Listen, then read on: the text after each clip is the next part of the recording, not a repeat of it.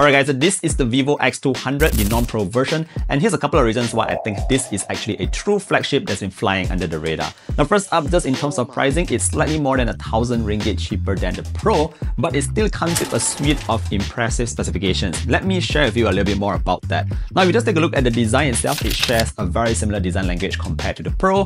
The only thing that you might notice different here is that it's a little bit more compact and it's slightly lighter, so it feels even more easier on the hands. Now the device itself is IP68 and 69 rated, so you don't have to worry about water or dust or anything getting into it. But yeah, that's just in terms of the design. The more impressive thing is actually in terms of the cameras at the back. Now although it doesn't come with the Pro name like I mentioned earlier on, but it still has those impressive cameras. It comes with a triple 50 megapixel sensor. You see the specifications on your screens right now, but I want to share with you particularly about the shooting experience. Now first up, it comes with that Zeiss telephoto lens, so it doesn't matter if you're taking telephoto shots during the day or at night, you'll still be able to retain a lot of the original colors and a lot of detail.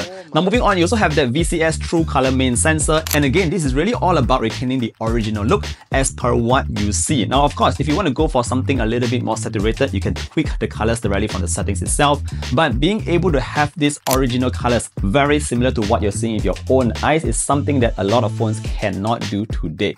Now if you just look very clearly at the back here, it also comes with that T-star logo at the back, and basically this means that there's a coating on it that actually reduces glare, reduces reflections, so that the pictures that come off the vivo X200 is going to be very sharp and clear.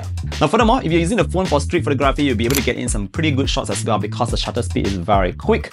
And last but not least, if you're looking to take pictures of landscapes, if you're traveling a lot, the phone itself will perform very well. So just to sum up my experience on the cameras at the back here, you're getting that really strong set of cameras. You're also getting those true original colors that you can see with your own eyes, and it retains a lot of detail, very minimal noise, and I think this is definitely flagship grade in terms of the cameras. Now another thing that's flagship grade is in terms of the chipset. So it's powered by the Dimensity 9400 5G, and this chipset is actually very powerful, in fact overtaking some other Snapdragon 8 Elite devices just in terms of benchmarks. And if you're just using this phone on the daily, whether you're doing gaming, taking photos, running through your applications, all that, it's going to be a very speedy process because you have the top of the line flagship chipset in the vivo X200. Now moving on to the display at the front, what we have here is a 6.67-inch unit. It's an AMOLED display that refreshes at 120 Hz, and because it's slightly smaller than the Pro but shares the same resolution, it appears a bit sharper as well.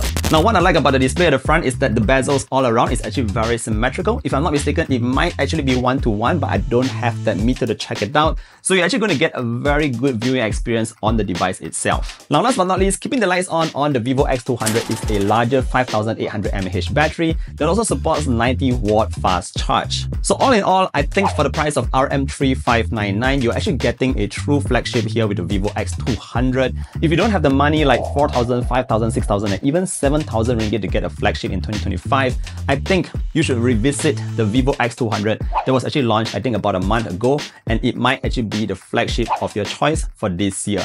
Anyways, let me know what you think about the vivo X200. Do you think it's impressive enough to maybe even convert you to use this device? Let me know down in the comment section below. I love to hear your thoughts. Thank you for watching, and I'll see you guys in the next one. Take care, stay safe, and bye bye.